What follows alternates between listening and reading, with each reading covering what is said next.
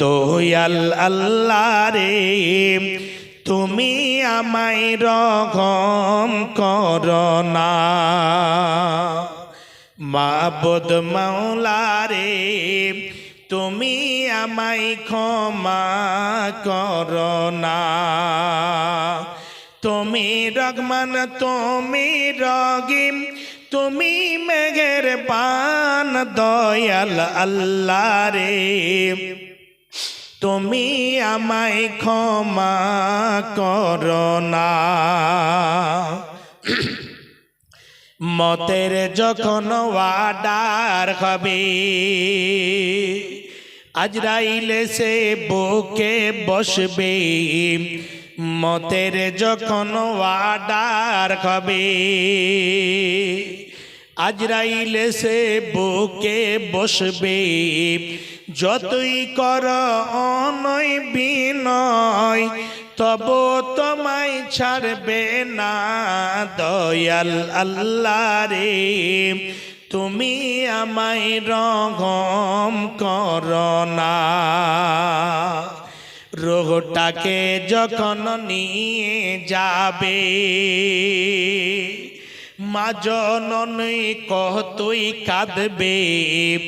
রোগটাকে যখন নিয়ে যাবে ছেলে মেয়ে কতই কাঁদবে। যতই তোমরা ক্রন্দন করো তবু তোমার কান্না শুনবে না দয়াল আল্লাহ রে তুমি আমায় রহম করো না। জানাজার খাট যখন নিয়ে যাবে তখন সে কেঁদে বলবে। জানাজার খাট যখন নিয়ে যাবে তখন সে কেঁদে বলবে আমায় নিয়ে যাচ্ছ কোথায় একটু আমায় বলো না দয়াল আল্লাহ রে তুমি আমায় রহম করো না। তুমি রহমান তুমি রহিম তুমি মেহেরবান দয়াল আল্লাহ রে তুমি আমায় ক্ষমা করো না। বাপজান আমার আপনি মরণকে বলে ভয় করে আপনি কাটিয়ার ডিস্ট্রিক্ট ছেড়ে অন্য জায়গায় চলে যাবেন। আপনার যেদিন মত লেখা রয়েছে যেদিন মত হবে সেই দিন যেই জায়গাতে আল্লাহ মরণ লিখে দিয়েছেন আপনার মরণ আপনার গৃহ বাড়িতে হবে না। আপনার মরণ এরোপ্লেনের মধ্যে মরণ হবে। আপনি যেতে চাইবেন না আল্লাহ আপনাকে এইরকম ব্যবস্থা করে দেবেন আপনাকে টেনে সেই প্লেনে নিয়ে যাওয়া হবে। আপনার মরণ একটা নদীর মধ্যে ডুবে মারা খাস করে মরণ হবে। ওই জায়গাতে আপনাকে টেনে ওই নদীর মধ্যে নিয়ে যাবে। আপনাকে টেনে ওই নদীর মধ্যে নিয়ে যাওয়া হবে। আপনার মরণ যদি রোডের মধ্যে লিখে রাখেন আপনার মরণ এইরকম ভাবে হবে সেই জায়গাটাতে আপনাকে যেতে হবে। আপনার মরণ যে খেলাতে আল্লাহ রাব্বুল আলামিন লিখে দিয়েছেন সেই জায়গাতে আপনাকে টেনে ঘেঁচড়ে নিয়ে যাওয়া হবে। সেই জায়গাতে আপনার রূহখানা বের করা হবে। হে বাপজান আমার শুনে রাখুন আল্লাহ রাব্বুল আলামিন একটা একটা করে সময়কে নির্ধারিত করে দিয়েছেন। হে বাপজান আমার এই মরণকে বলে যদি ভয় করে খাস করে ভারতবর্ষ ছেড়ে যদি নেপালের মাটিতে চলে যান নেপালে গিয়ে দেখবেন ওই জায়গাতে যেতে গেলে আমার গত মরণ হবে না আমি মরণ থেকে ছাড় পেয়ে যাব। হে মা জননী আমার হে যুবক ভাইরা আপনি সেই জায়গাতে চলে গেলেন সেই জায়গাতে 1 থেকে 8 দিন টানা থাকলেন। সে সেই জায়গাতে গিয়ে দেখলেন ওই জায়গাতে মানুষ মারা যাচ্ছে। আবার নেপাল থেকে আপনি হাঁটতে হাঁটতে অন্য রাজ্য চলে গেলেন, চীনের মাটিতে চলে গেলেন। সেই চীনের মাটিতে গিয়ে দেখছেন সেই জায়গা তো দুনিয়া ছেড়ে যাচ্ছে, মানুষের মরণ হচ্ছে। হে বাপজান আমার শুনে রাখুন, ওই চীন থেকে আবার আপনি কি করলেন, উত্তর কোরিয়ার মাটিতে চলে গেলেন, খুব শক্তিশালী দেশ। সেই দেশও গিয়ে দেখছেন মানুষ মারা যাচ্ছে। ওখান থেকে আবার আপনি টানা দিলেন, আবার আপনি চলতে আরম্ভ করলেন। কোন জায়গা? আমি আমেরিকার মাটিতে চলে যাব। আমেরিকার মাটি, আমেরিকা হচ্ছে সব থেকে শক্তিশালী দেশ। সেই দেশেও গিয়ে দেখছেন মানুষ মারা যাচ্ছে। আবার ওখান থেকে আপনি পলায়ন করতে করতে সৌদি আরবের মাটিতে চলে গেলেন, মক্কাতে চলে গেলেন। ওই জায়গা তো গিয়ে দেখছেন মানুষ মারা যাচ্ছে। হে বাপজান আমার, এই মত থেকে যদি আপনি পলায়ন করতে চান, যদি বলেন আমি এই মত থেকে বেঁচে যাব, হে বাপজান আমার, যদি আপনার মরণ যদি সৌদি আরবের মাটিতে লিখে রাখেন, সময় লিখে রাখেন, আপনি এখান থেকে এরোপ্লেনে চাপবেন, কিন্তু মালাকুল মউত তাকে এরোপ্লেনে চাপতে হবে না, ট্রেনে চাপতে হবে না, যানবাহনে চাপতে হবে না।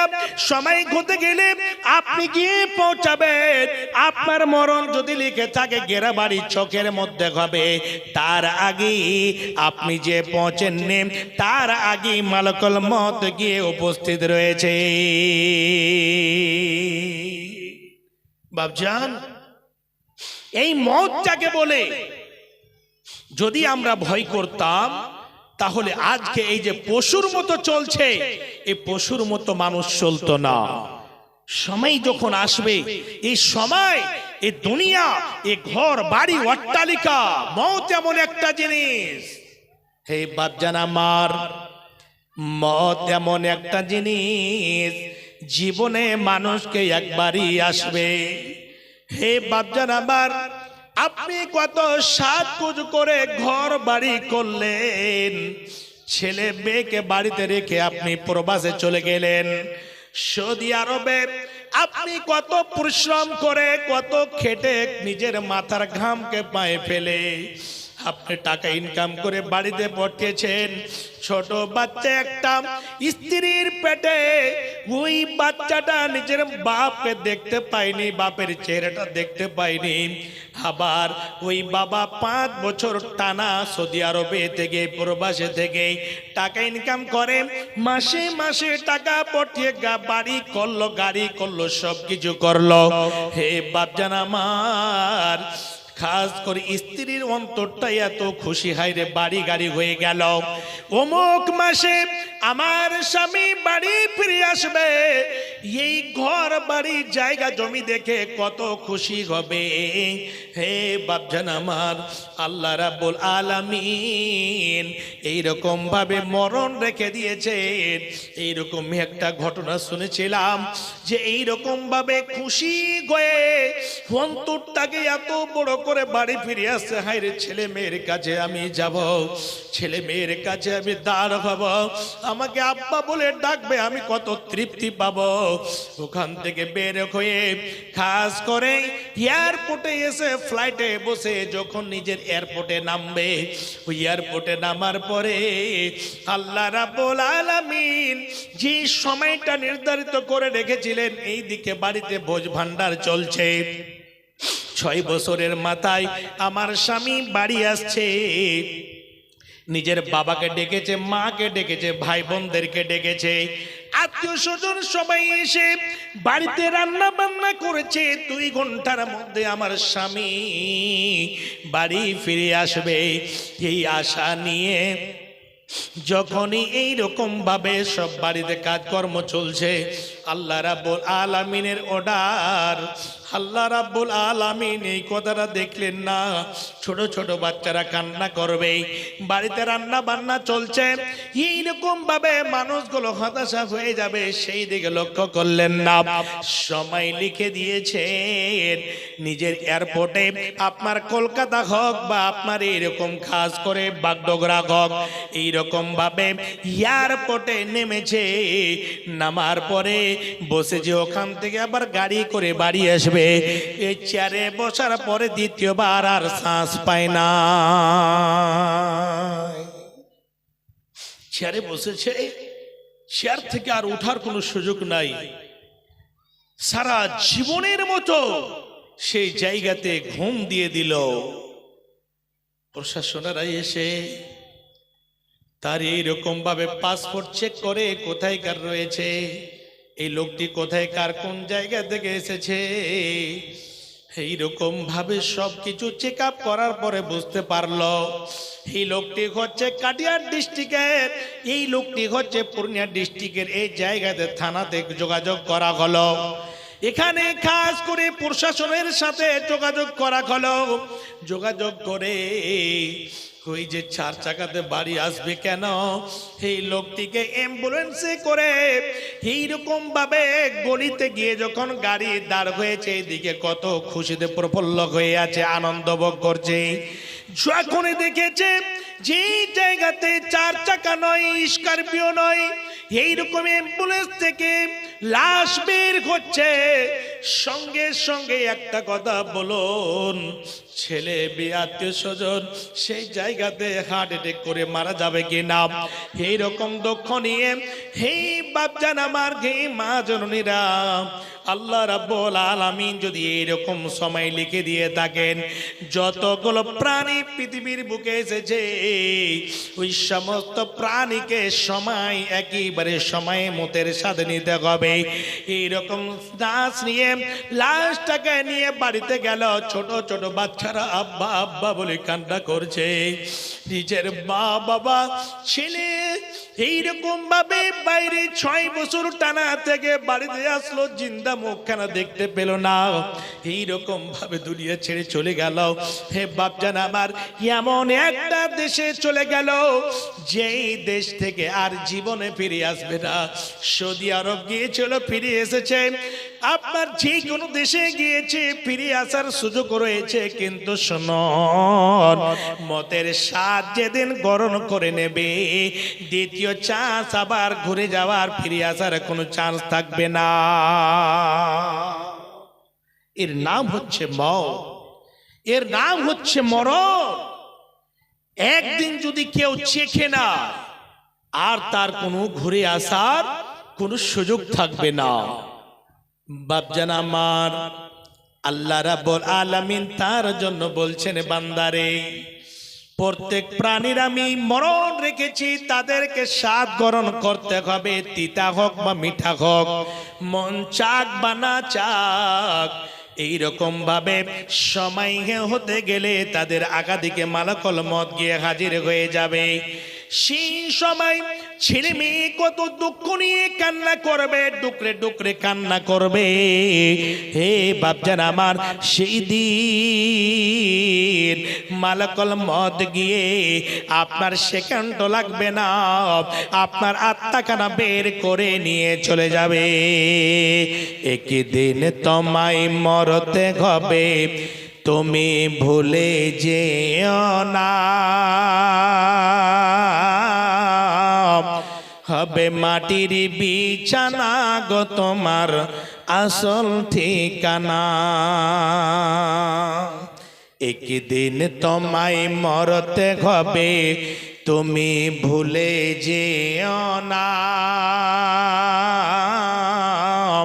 হবে মাটির বিছানা গো তোমার আসল ঠিকানা।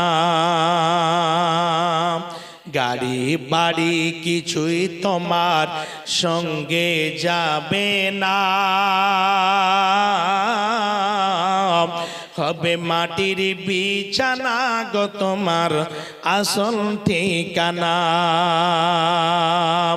একদিন তোমায় মরতে হবে, তুমি ভুলে যেও না,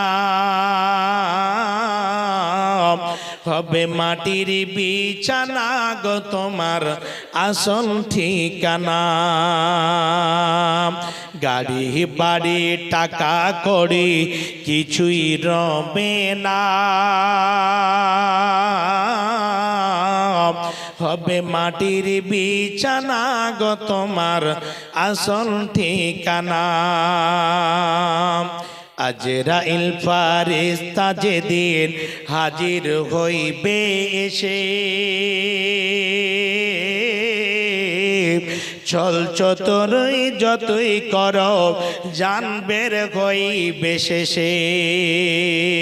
চলবে না সেদিন তোমার কোনোই বাহানা, হবে মাটির বিছানা গো তোমার আসল ঠিকানা। হে বাপজান আমার, যতই কৌশল করেন, যতই আপনি বাহানা করেন, যতই আপনার ছেলে মেয়ে ডুকরে ডুকরে কান্না করেন, আর আপনার শরীরে দ্বিতীয়বার আপনার প্রাণটাকে ফিরিয়ে দেওয়া হবে না। যখনই আপনার রোখানা বের হয়েছে, আপনার রোখানা নিয়ে চলে যাবে। হে বাপজান আমার, সোনার দেহ, এত সুন্দর দেহখানা মাটিতে পড়ে থাকবে, সময় মতো আপনাকে দাফন করা হবে।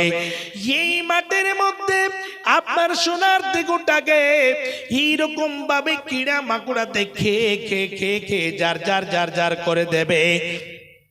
3 মাসের পরে, 2 মাসের পরে এই কবরের মধ্যে কোন রকমের আপনার কোনো মাংস খুঁজে পাওয়া যাবে না।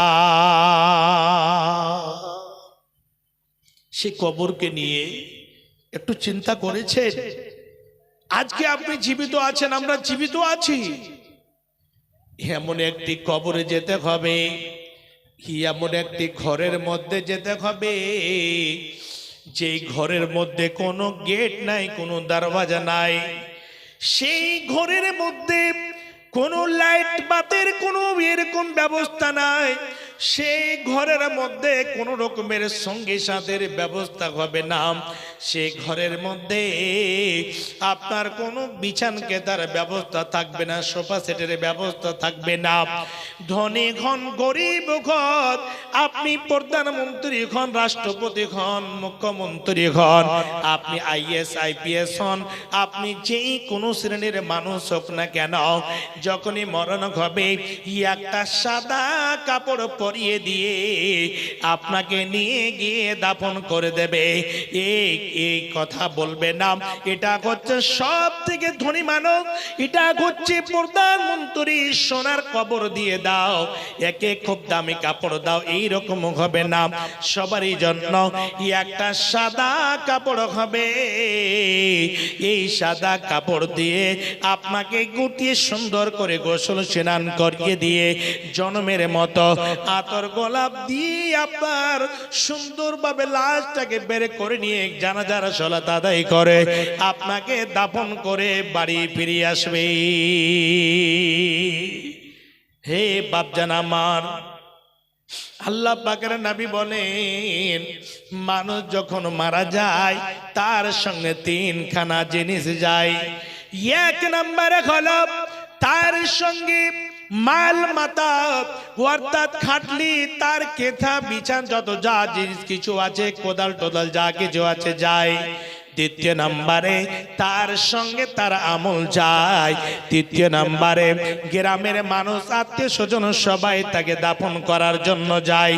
বিশ্বনবী বলেন, ফায়ার জিউ ইসনানে, 2টো জিনিস ফিরে চলে আসে, যারা দাফন করতে যায় তারা ফিরে আসে, আবার যতগুলো মালধন সম্পদ যায় সেইগুলো ফিরে চলে আসে। সেই লোকটির সঙ্গে একটাই জিনিস যায়, সেই লোকটি ধনীও যদি হয়, তার 100 বিঘা জমি থাকলে জমি যাবে না, তার কাছে যদি এইরকম ভাবে কন্ট্রোল সোনা দানা যদি থাকে সেটাও সঙ্গী সাথী হয়ে যাবে না। হে বাপজান আমার, তার বিল্ডিং বাড়ি, 4 চাকা 10 চাকা আপনার কতগুলো যানবাহন রয়েছে, ওই জিনিসগুলো যাবে না, তার সঙ্গী সাথী হয়ে একটাই জিনিস যাবে, যে জিনিসটা হচ্ছে আমল।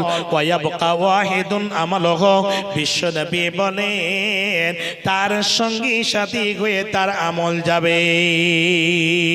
সেই লোকটি ভালো আমল করো বা মন্দ আমল করো, যে ভালো আমল করেছে তার জন্য সুন্দর জায়গা হবে। হে বন্ধু আমার, যে মন্দ আমল করে যাবে তার জন্য সুন্দর জায়গা তৈরি করে রেখেছে, সেই জায়গাতে সুসংবাদ পাবে না, সেই জায়গাতে দুঃসংবাদ পাবে। হে বাপজান আমার, সেই সময় আপনাকে খালি হাতে আপনাকে বাড়ি থেকে বের করে নিয়ে যাওয়া হবে। সেই জায়গাটাতে আপনার এরকম ভাবে মুখটা ফুটবে না, আমাকে কোথায় নিয়ে যাচ্ছ, কিন্তু আপনি কি বলবেন আপনার ভাষাটা, আপনার আওয়াজটা কোনো মানুষ শুনতে পাবে না। আপনি কান্না করে বলবেন, ভাই রে আমাকে কোন জায়গাতে নিয়ে যাওয়া হলো, আমাকে কোন জায়গাতে নিয়ে যাওয়া হচ্ছে। এইরকম ভাবে কান্না করবে আর বলতে থাকবে। হে বাপজান আমার, সেই জায়গাটাতে গিয়ে অনেক মানুষ বলে মারা যাব, আমাদের মরণ হয়ে যাবে, সেই জায়গাটাতে গিয়ে শান্তি পেয়ে যাব। এই কথা কখনো বলবেন না। হে বাপজান আমার, কারা শান্তি উপভোগ করবে, কারা শান্তি পাবে? যারা এই দুনিয়াতে নিজের আমলটাকে সুন্দরভাবে নিয়ে চলেছে, যারা করছে আল্লাহ ভীরু বান্দা, যারা করছে আল্লাহর প্রিয় বান্দা, তারা সেই জায়গাতে গিয়ে শান্তি পাবে। আর যারা পৃথিবীর বুকে মদখোর, জুয়াখোর, তাস খেলনেওয়ালা, দুনিয়ার বুকে ভালো আমল করে নাই, তারা সেই জায়গাতে অশান্তি ভোগ করবে। হে বাপজান আমার, সেই কবর সম্পর্কে বিশ্বনবী হাদিসে বর্ণনা করতে গিয়ে বলছেন, ওরে আমার সাহাবীরা, এই যে দেখছো মদ, মদকে বলে তোমরা বেশি বেশি স্মরণ করবে, এবং দ্বিতীয় নম্বরে এই কবরকে বলে তোমরা সব সময় স্মরণে রাখবে। হাদিসের মধ্যে এসেছে একটা জানাজাতে আল্লাহ পাকের নবী জনাবে মুহাম্মদুর রাসূলুল্লাহ সাল্লাল্লাহু আলাইহি ওয়াসাল্লাম গিয়েছেন। গিয়ে দেখছেন এখনো কবর পূর্ণভাবে খোঁড়া হয়নি, বাকি আছে। আল্লাহ পাকের নবী সুন্দরভাবে বসে গেলেন। সাহাবায়ে কেরাম চতুর্দিকে নবীজিকে ঘিরে বসে গেলেন। নবীজি নিচুম দেখে মুখমণ্ডল করে বসে আছেন, কোনো কথা বলেন না, চুপচাপ বসে আছেন। রাবি বর্ণনা করছেন সাহাবায়ে কেরাম চতুর্দিকে, খাস করে নবীজি যে কোনো দিকে তাকান না, এদিক ওদিক নিজের নজরটাকে লড়ান না, নিচু দিকে মুখ করে বসে আছেন। সাহাবায়ে কেরাম এইরকম ভাবে চুপচাপ বসে আছেন, কিঞ্চিত পরিমাণ খিলডোল করেন না। মনে করছে সাহাবীদের মাথায় এরকম কিছু পাখি বসে আছে, কিঞ্চিত পরিমাণ যদি হিলডোল করে তাহলে সে পাখিগুলো উড়ে যাবে। এই মতো অবস্থায় চুপচাপ বসে আছেন। হঠাৎ করে নবীজি মুখমণ্ডলটা উঠিয়ে বলছেন, ওরে আমার সঙ্গী সাথীরা, ওরে আমার সাহাবীরা, এই যে দেখছো কবর, এই কবরকে বলে তোমরা সব সময় সদা সর্বদাই স্মরণ রাখবে। এই কবরকে দেখে তোমরা সব সময় ভয় রাখবে। এই কবর এমন একটা জায়গা, এই জায়গাটা হচ্ছে ইমিগ্রেশন কাউন্টার। এই জায়গাতে পুরো জীবনের 30 বছর যদি বয়স দিয়ে থাকেন, 100 বছর যদি বয়স দিয়ে থাকেন, এই 100 বছর, 70 বছর, 80 বছরের যতগুলো তোমার ডকুমেন্টস রয়েছে, ওই সমস্ত ডকুমেন্টস গুলো এই জায়গাতে চেক আপ হবে। নবীজি বললেন, ওরে আমার সাহাবীরা, ওরে আমার সঙ্গী সাথীরা, তোমরা এই মরণকে বলে সদা সর্বদা স্মরণে রাখবে এবং কবরকে তোমরা বলে ভুলে যাবে না। উসমান গনি রাদিয়াল্লাহু তাআলা আনহু যখনই কবরের কথা শুনতেন, হাদিসের মধ্যে এসেছে এত কান্না করতেন, এত কান্না করতেন, কেন যে এই কবরে সমস্ত মানুষের হিসাব নিকাশ হবে, জান্নাত এবং জাহান্নামের ফয়সালা এই জায়গাতে হয়ে যাবে। তার জন্য যখনই নবীজি কবরের বয়ান রাখতেন, কবর সম্পর্কে বক্তব্য রাখতেন, উসমান গানির চোখ দিয়ে পানি এত গল গল গল গল গল গল করে বহে আসতো, দাড়ি মোবারক ভিজে ভিজে ফটফট ফটফট করে মাটির মধ্যে পড়তো। হে বাপজান আমার, এই কবরে কেউ যদি ধরা পড়ে যায় তাহলে জীবনে আর কোনো জায়গাতে পাস হতে পারবে না।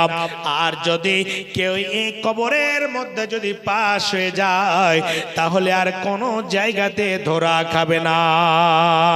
তার জন্য আল্লাহ পাকের নবী হাদিসের মধ্যে বলেছেন, প্রথম মঞ্জিল হচ্ছে কবর। এই কবরের মধ্যে হিসাব নিকাশ হবে। নিজের জীবনে আপনাকে পঙ্কন ভাবে হিসাব দিয়ে দিতে হবে। হে বাপজান আমার, এই জন্য সদা সর্বদা আপনি একাই কি করবেন, রাত্রে বেলায় কবরস্থানে যাবেন। আজকে আমাদের এলাকাতে এরকম প্রথা রয়েছে, জুমার দিন জুমার নামাজ পড়ে দলবদ্ধ হয়ে কবরস্থানে গিয়ে চতুর্দিকে গিয়ে দাঁড় হয়ে কবর জিয়ারত করা হতো আগে, এখন উঠে গিয়েছে আস্তে আস্তে। কিন্তু বাপজান আমার, এটা এই রকম ভাবে দলবদ্ধ হয়ে কবরস্থানে গিয়ে অন্তরটা আপনার নরম হবে না, মরণকে বলে স্মরণ হবে না। আপনি যখন রাত্রে বেলায় বা দিনের বেলায় সকাল বেলায় একাই যখন যাবেন, একাই যখন কবর আগা দিকে দাঁড় হবেন, কবরটাকে যখন দেখবেন, এই কবরের কথাগুলো আপনার অন্তরে চলে আসবে। আর তখন অন্তরে পড়বে, আমার বাবা শুয়ে আছে, আমার দাদা শুয়ে আছে, আমার নানা শুয়ে আছে, আমার নানি শুয়ে আছে, আমার চাচা শুয়ে আছে, আমার মা শুয়ে আছে, আমার ছেলে মেয়ে শুয়ে আছে। এইরকম বলে যখন সেই দৃশ্যগুলো অন্তরের মধ্যে আসবে, তখন নিজের চোখের পানিকে আপনি কন্ট্রোল করতে পারবেন না। হে বাপজান আমার, তার জন্য একাই একাই যাবেন আর সেই জায়গাতে গিয়ে আপনি দোয়া করে আসবেন। হে বাপজান আমার, ওই কবরস্থানে, ওই কবরে, ওই কবর নামক দেশে, কবরস্থান নামক দেশে আপনাকে যেতে হবে। আর ওখান থেকে আর দ্বিতীয় আপনি চান্স পাবেন না। আচ্ছা, এই মেয়েটা কি করছে? কেউ আছে নাকি? ওর স্বামী বা ছেলে মেয়ে আছে নাকি এখানে? তো ও জালসার দিনই চাইতে পেয়েছে ওইখানেও। আরে চাইবার জায়গা আছে অনেক জায়গা, অন্য অন্য জায়গাতে গিয়ে বসবে। জালসার দিনই মানে চাওয়ার একটা পেয়ে গেছে। ও মেয়েটাকে বলেন যে তুমি ওই অন্য জায়গাতে গিয়ে বসো। এখানে এক তো ডিজিটাল সালা ফকির আমরা এসে বসে আছি, এখন চান্দা করব তার জন্য। ও ফের দ্বিতীয় নম্বরে আরেকটা ডিজিটাল চলে এসেছে। তো ভাবছেন আমার, আমি বলছিলাম কবর নামক দেশে, কবরস্থান নামক দেশে আমাদেরকে সকলকে যেতে হবে। আর ওখান থেকে আর কোনো চান্স পাবেন না। ভাবছেন এই জিনিসটার জন্য কি তৈরি করেছি আমরা, কি আমরা সংগ্রহ করেছি। মত কি জিনিস আপনাকে আয়াতের দিকে নিয়ে যায়। আল্লাহ রাব্বুল আলামিন বলেন, আইনামা তাকুনু ইদরিকুমুল মাউত ওয়ালাউ কুনতুম ফি বুরুজিম মুশাইয়াদা। মত এমনই একটা মজবুত জিনিস, আপনার যখন সময় হয়ে যাবে, আপনি যদি মনে করেন আমি একটা খুব সুন্দর করে সীসা পিঘলে একটা ঘর তৈরি করব, এমন একটা জায়গাতে থাকবো, সেই জায়গাতে যেন কোনো একটা পিপিলিকা পর্যন্ত প্রবেশ করতে না পারে, বিন্দু পরিমাণ যেন হাওয়াও ঢুকতে না পারে, এমন করে ঘর তৈরি করলেন, এমন করে অট্টালিকা তৈরি করলেন। জমিনের উপরে করেন বা জমিনের তলদেশে গিয়ে করেন, সমুদ্রের তলায় গিয়ে করেন, আপনি যে কোনো পৃথিবীর বুকে যে কোনো রাজ্যে গিয়ে, যে কোনো কোণাতে গিয়ে আপনি খুব মজবুত করে কেলা তৈরি করলেন, খুব মজবুত করে ঘর তৈরি করলেন। মনে হলো এই জায়গাতে যেন মালাকুল মউত এসে উপস্থিত হতে না পারে। আল্লাহ বলছেন, বান্দা যে কোনো মজবুত কেলার মধ্যে তুমি থাকো, যে কোনো ঘরের মধ্যে থাকো, তুমি যদি এরোপ্লেনের মধ্যে থাকো, সমুদ্রের তলায় থাকো, তুমি বাক্সের মধ্যে থাকো, তুমি যে কোনো জায়গাতে থাকো, সময় হতে গেলে সেই জায়গাতে মালাকুল মউত গিয়ে হাজির হয়ে যাবে। সেই জায়গা থেকে তোমাকে টেনে টেনে বের করা হবে। কিন্তু শুনে রাখুন, এই জায়গাটাতে মরণকে বলে যদি কেউ বলে আমার সময় 100 বছর হয়েছে কিন্তু আমি 400 বছর বাঁচবো, আমি 300 বছর বাঁচবো, নিজের ক্ষমতায়, নিজের দাপটে, নিজের শক্তিতে, আপনি নিজের শক্তিতে 1 সেকেন্ডের সময় আগে করতে পারবেন না। যারা মোবাইল চালাচ্ছেন, একটা লোককে আপনারা জানেন, যারা শিক্ষিত তারা জানেন, কিন্তু এখনকার শিক্ষিত ডিজিটাল মার্কা শিক্ষিত কাকে জানবে? বিরাট কোহলিকে জানবে, সচিনকে জানবে। আর এখন যুবকরা কি জানে? Free fire, PUBG, dream eleven এগুলো জানে। তাস খেলতে হবে, কোনটা গেমে টাকা পাওয়া যাবে, ওইগুলো জানে বেশিরভাগ। তো আল্লাহর সঙ্গে একটা চ্যালেঞ্জ করেছিল এই বিশ্বের মাটিতে। জি, কে? আমেরিকার একজন খুব দাপটশালী লোক। জি, সে কি করলো? বলছে আমি জলদি মরবো না। নিজের বাড়িতে সারা বিশ্বের মধ্যে যতগুলো সব পুরো পুরো ডাক্তার, সব ডাক্তারকে বাড়িতে ডেকে নিল। খুব বিরাট বিরাট মেশিনকে বাড়িতে ঘরের মধ্যে লাগিয়ে নিল। হার্ট কত কাজ করছে, তার লিভার কত কাজ করছে, তার শ্বাসটা কত পরিমাণ কাজ করছে, তার বিবেক, তার বুদ্ধি, তার চেতনা কত কি কাজ করছে, তার কিডনি কত পরিমাণ আছে, এক এক করে পুরো বডিতে মেশিন লাগিয়ে দিয়ে বলেছিল কি আমি 150 বছর বাঁচবো। ও 150 বছর বাঁচতে চেয়েছিল।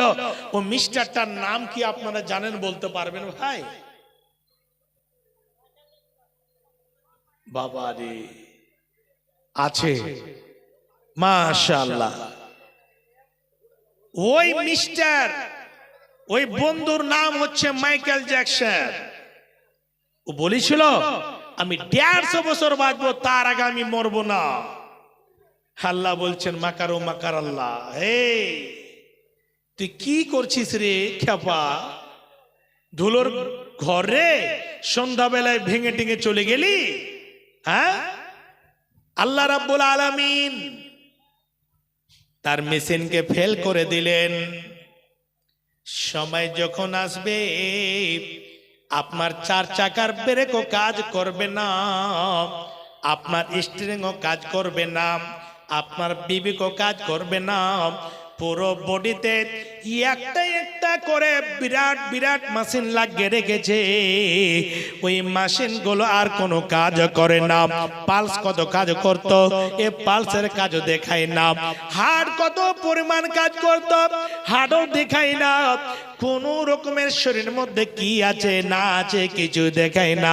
হে বাপজান আমার, যেটা তার মন্তব্য ছিল, যেটা মনে আশা ছিল, আল্লাহ বলেন বান্দা ওয়ালি কুল্লি উম্মাতিন আজালুন ফাইদা জা আজালুহুম লা ইস্তাখিরুনা সাআতাম ওয়া লা ইস্তাকদিমুন।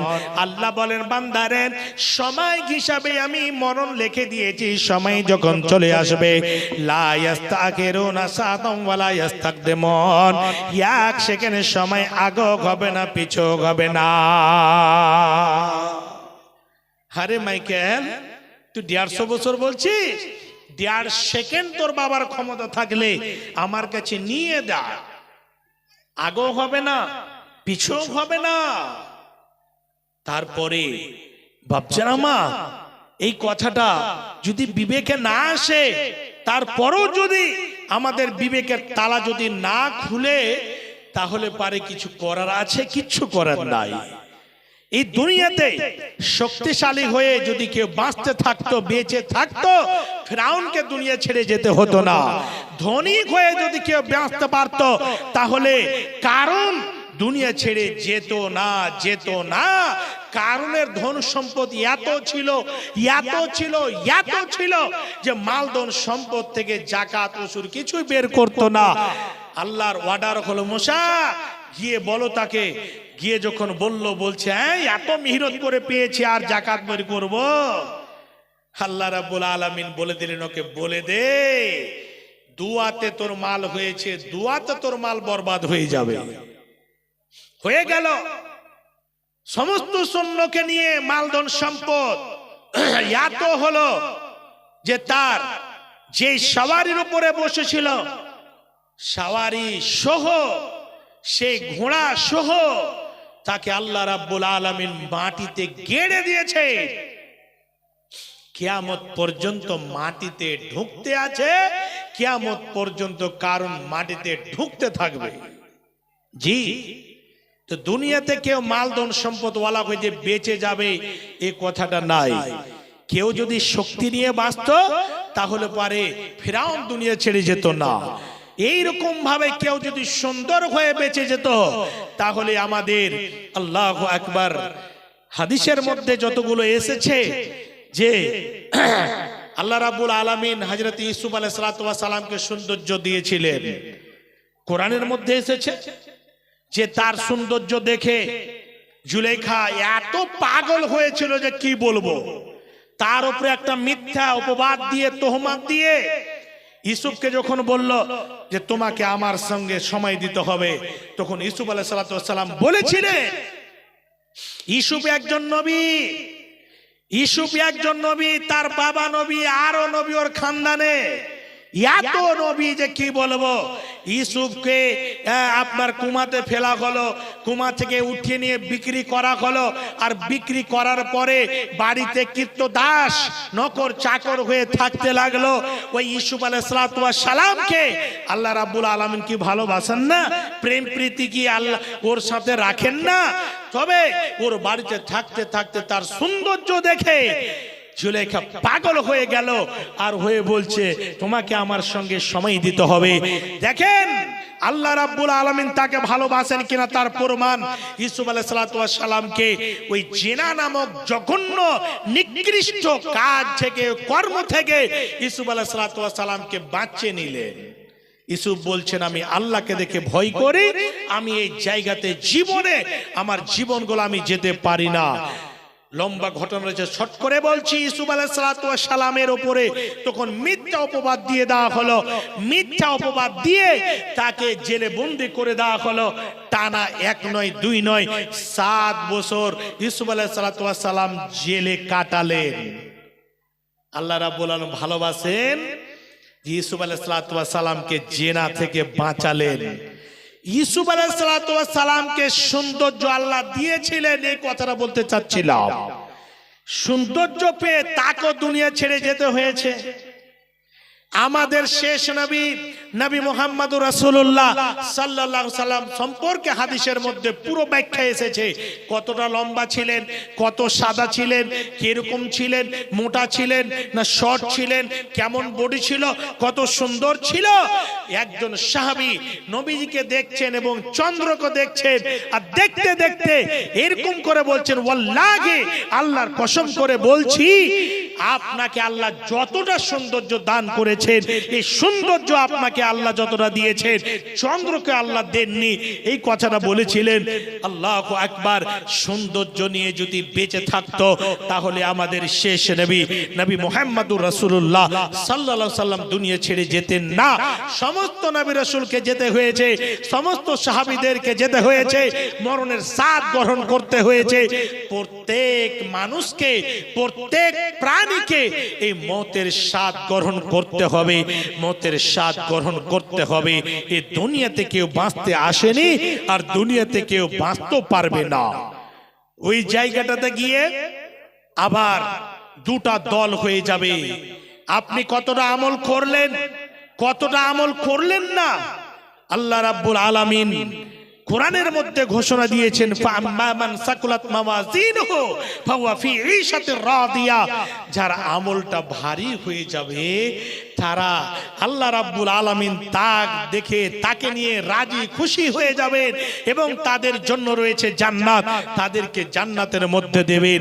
আর যার আমলটা হালকা হয়ে যাবে, কেন এই দুনিয়ার মধ্যে মদে মেতে আছে, এই দুনিয়ার মধ্যে মেয়েতে মেতে আছে, এই দুনিয়ার মধ্যে যতগুলো আপনার যতগুলো dream eleven, free fire, PUBG সব কাজে মগ্ন হয়ে আছে, সব কাজে ঢুকে আছে, এই যতগুলো খারাপ কাজ, জিনা আর ব্যভিচার, অত্যাচার, জুলুম, যত যা কিছু আছে সমস্ত করে গিয়েছে, তার আমল যে ভারী হলো না, তার যে দাড়ি পাল্লাটা উপরে উঠে গেল, তার ঠিকানা কোথায় হবে? একেবারে ভয়াবহ জায়গা, জাহান্নাম হবে। ওই জায়গাটা দুটো দল হয়ে যাবে, ফারিকু ফিল জান্নাহ ও ফারিকু ফিস সাঈর। একটা ফিরকা যাবে জান্নাতে, একটা ফিরকা যাবে জাহান্নামে। হে বাপজান আমার, ওই জায়গাটাতে জান্নাত জাহান্নাম, জান্নাত জাহান্নাম সবই শুনে আসছি, কিন্তু আজকে দেশের মাটিতে, হিন্দুস্তানের মাটিতে একটা গরিবের উপর অত্যাচার করা হচ্ছে। এই হিন্দুস্তানের মাটিতে একজন নিরীহ ছেলে মেয়েকে মারা হচ্ছে। হিন্দুস্তানের মাটিতে একজন এইরকম মানুষকে চিনে এই লোকটা কোন দল করে, এই লোকটা কি, এই লোকটা এম, এই লোকটা এচ না কি আছে, এই লোকটাকে দেখে কিছু লোক আছে, কিছু এরকম সন্ত্রাস রয়েছে, কিছু এইরকম জালিম লোক রয়েছে। ওই লোকগুলো ওই নিরীহ, ওই অসহায়, ওই ছেলেদের উপরে লাঠি বর্ষে চলে যাচ্ছে। আল্লাহ পাকের নবী জনাবে মুহাম্মদুর রাসূলুল্লাহ সাল্লাল্লাহু আলাইহি ওয়াসাল্লাম বলছেন, সিনফান মিন আহলিন নার লাম আরাকুমা। আল্লাহ পাকের নবী বলছেন, দুই শ্রেণীর মানুষ জাহান্নামে যাবে, দুই শ্রেণীর মানুষ জাহান্নামে যাবে, কিন্তু আমি তাদেরকে দেখিনি। এক নাম্বার, ওদের হাতে গাভীর লেজের মতো, গরুর যে নাইন থাকে, নাইন, ওই লেজের মতো লাঠি থাকবে। তারা কি করবে? অসহায় মানুষের উপরে লাঠি চালিয়ে যাবে, চাবুক বর্ষে যাবে, পিটাবে। আজকে দেশে একটু তাকিয়ে দেখেন না, সোশ্যাল মিডিয়াটা একটু উঠিয়ে দেখেন না, সাহেবে ইউটিউবকে বলেন, সাহেবে ফেসবুককে দেখেন, সব কিছু পেয়ে যাবেন। গল করে কোন জায়গাতে টিকিট পেলো, কোন জায়গাতে পেলো না, কোন জায়গাতে লাথি মারলো, কাকে কি করলো, 1 সেকেন্ডের মধ্যে আপলোড দিচ্ছে, পেয়ে গেলেন। তো এইরকম পুরো ভারতবর্ষে চলছে। এরকম অসহায় মানুষ কান্না করছে, তাকে পিটানো হচ্ছে। আল্লাহ পাকের নবী বললেন, ওই এক শ্রেণীর মানুষ হবে যাদের হাতে গাভীর লেজের মতো লাঠি থাকবে। একদিক চিকন হবে, মানে মিহি হবে, একদিন মোটা হবে একদিক। ওরা কি করবে? এরকম অসহায় মানুষকে পিটাবে। ওই লোকগুলো জাহান্নামে যাবে। মা বোন আমার, আবার আপনাদের পালা তৈরি থাকেন। দ্বিতীয় নম্বরে কারা যাবে? নবীজি বলেন, এক শ্রেণীর মেয়েরা হবে, যখন বাড়ি থেকে বের হবে, তারা এমন জামা পরে বের হবে, এমন কাপড় পরে বের হবে, যে কাপড়টা নেট থেকে বেশি পাতল হবে, যে নেটগুলোতে, যে জালগুলোতে আমরা ভুট্টা শুকাই, ওই নেটগুলো তো বেশি ঘন রয়েছে, ওই নেট থেকেও বেশি পাতল জামা হবে, কাপড় পরে থাকবে। কিন্তু এমন জেন কাপড় পরবে, হে মা জননী আমার, হে যুবক ভাইরা, ওই কাপড় পরা সত্ত্বেও সে মেয়েগুলোকে দেখে লাগবে উলঙ্গ হয়ে আছে। এমন জামা পরবে, আবার ঠোঁট পালিশ, কত পালিশ, যত যা কিছু আছে, চেহারাতে মেকআপ করে, বডি স্প্রে করে, সেন্টের জিনিস ব্যবহার করে, এমন ভাবে বের হবে। আবার সে মেয়েটিকে দেখতে একটু নাটি আছে, আবার দোকানে গিয়ে 3.5 হাত উঁচু একটা হিল নিয়েছে। হিল একেবারে হিল তোলা জুতা এমন ভাবে 3.5 হাত উঁচু, মনে হচ্ছে হাঁটতে হচ্ছে তো এরকম করে। হ্যাঁ, মনে হচ্ছে যে কি হবে আগা দিকে। আল্লাহু আকবার। কি এই জুতো পরে আর চুলের খোপাটা যদি একটু নিচে বাঁধে তাহলে মনে হবে যে চুল বড় নাই। তখন কি করবে, ওকে ল্যাপটিয়ে ওর সাথে একটা জোড় দিবে। চুল জোড় দেয় না জি ভাই, চুল জোড় দেয় না? দেখেছেন যার চুল মোটামুটি করে ওই ন্যাঞ্চের মতন হয়ে গেছে উপড়ে উপড়ে, ও বেটি ছেলেটা মনে করছে যে বিয়ে বাড়ি যাব, কি করব, তো নকল চুল কিনে পাওয়া যায়। ওই নকল চুলকে ওখানে লাগিয়ে দিয়ে খুব সুন্দর করে চৌড়ি গেঁথে দেবে, আর ওই খোপাটা এখানে করবে না, এখানে করবে, উপরে করবে, আর কাকড়া দিয়ে জুত করে জিসিপি দিয়ে ওকে বেঁধে দিবে, ওকে জুত করে আর জিসিপি দিয়ে বেঁধে দিয়ে খুব সুন্দর করে। তো ওড়নিটা দিলে চা না দিলে ওড়নিখানটা এখানে থাকলো, আর তখন এইরকম ভাবে খুব বানঠান করে খুব সাজকুজ করে মনে হচ্ছে যে তৈরি হয়ে কথাটা ভারী হতে গেলে ক্ষমা চেয়ে নেব, আর না হলে পারে হাদিস থেকে প্রমাণ করছি আপনাকে, আপনি রাগ করিয়েন না। এমন ভাবে তৈরি হয়ে যাচ্ছে, এতটা পতিতালয় অর্থাৎ বেশ্যাখানাতে মেয়েরা তৈরি হয়ে থাকে না, এ থেকে বেশি তৈরি হয়ে বাড়ি থেকে বের হয়ে আর ডান দিকে একবার হিলান দিচ্ছে, একবার বাম দিকে হিলান দিচ্ছে, মানে ওর শরীরটাকে গিলডুল করতে হবে না, হাঁটতে পারবে না, এত উঁচু হিল পড়েছে। নবীজি বলছেন নিসাউন কাশিয়াতুন আরিয়াতুন মুমিনাতুল মাইলা। তার মনে কি থাকবে, বাড়ি থেকে বের হব, আব্দুল সত্তার, আব্দুল জব্বার, করিম, আব্দুল খলিল সবাই খালি একবার একবার করে তাকাবে, একবার তাকালে 6.5 ঘন্টা ভোর তাকাবে, এমন হ্যাঁ বেরিয়ে যাব। আর খুব সাজগুজ করে বের হলো, তো আর মনে কি থাকবে, পুরুষেরা যেন আমার দিকে দেখে আমার দিকে ধাবিত হয় আর বলে ওহো করিমের মেয়েটা হে, ওহ কি বলবো। আর 7.5 ছালার বাপও কহেবে যে একবার তাকাবে ওর দিকে। 7.5 ছেলে কেন বললাম জানেন, কেন কহেন তো, 7টা হয়ে গেছে, 8 ঘন্টা ওর স্ত্রীর পেটে আছে, তাও তাকাবে, জি তাকাবে, ওর মনে থাকবে। নবীজি বলছেন বুকতি উটের মতো হিলডুল করে করে করে করে চলবে। ওই মেয়েগুলো জাহান্নামে যাবে, যাবে জাহান্নামের খুশবুটুকু পাবে না। জাহান্নাম তো জান্নাত তো পাবে না, জান্নাতের খুশবুটুকু পাবে না, এত দূরে তাকে চালিয়ে ফেলা হবে। ওই 2 প্রকারের লোক জাহান্নামে যাবে। হে বাপজান আমার, হে যুবক ভাইরা, আপনাদেরকে বলছি, আপনাদের বাড়ি তো মেয়ে আছে, আপনার মেয়ে মানে আমার মেয়ে, আপনার বোন মানে আমার বোন, আপনাদেরকে আমি খাটো করতে চাই না, তবে সবার ইজ্জত শরম রয়েছে। মেয়েদেরকে যে জায়গাতে রাখার সেই জায়গাতে রাখেন, মেয়েদেরকে গুটিয়ে রাখেন। আর আপনি যদি বাবা হয়ে ভাই হয়ে এক শ্রেণীর লোক আরো জাহান্নামে যাবে, আল্লাহ পাকের নবী ক্লিয়ার করে দিয়েছেন কারা যাবে। ওই বাবারা যাবে, ওই ভাইগুলো যাবে যে বাবার আগা দিক দিয়ে মেয়েটা বেহায়া হয়ে বেরিয়ে গেল। মেয়েটা কি করল, খুব বানাম সিঙ্গার করে তৈরি হয়ে বেহায়া হয়ে ঠোঁট পালিশ লাগিয়ে বাড়ি থেকে বেরিয়ে গেল। বাবা দেখে, বাবা মেয়েটিকে বাধা দেয় না, ভাই দেখছে ভাই বোনকে বাধা দেয় না, বাবা সব কিছু দেখছে কিন্তু বলে না। নিজের মেয়ে অন্যর সঙ্গে হেলাও হেলাও করে, মোবাইলে কথা বলে, কিন্তু মেয়েকে বাধা দেয় না। বিশ্বনবী বলেছেন হাদিসের ভাষাতে, নিজের মেয়ে, নিজের স্ত্রী, নিজের বোন যতগুলো রয়েছে, ভাইয়ের আগাদিকে বোন বেহায়ামো করছে, নিজের আগাদিকে স্বামীর আগাদিকে স্ত্রী বেহায়া কায়ামও করছে, একটা জানোয়ারের মতো চলছে, একটা ছাগল ভেড়ার মতো চলছে, স্বামীর আগাদিকে অন্য খালাতো ভাই মামাতো ভাইয়ের সঙ্গে খিলখিল খিলখিল করে হাসাহাসি করছে। বিশ্বনবী বলেন এই পুরুষগুলো হচ্ছে দাইয়ুস, আর দাইয়ুস লা ইয়াদখুলুল জান্নাতা। ওই দাইয়ুস ভাড়ুয়া, ওই ভাড়ুয়া লোকগুলো, ওই দাইয়ুস লোকগুলো আল্লাহর জাহান্নামে যাবেন, আল্লাহর জান্নাতে যাবেন, আল্লাহর জাহান্নামে যেতে হবে,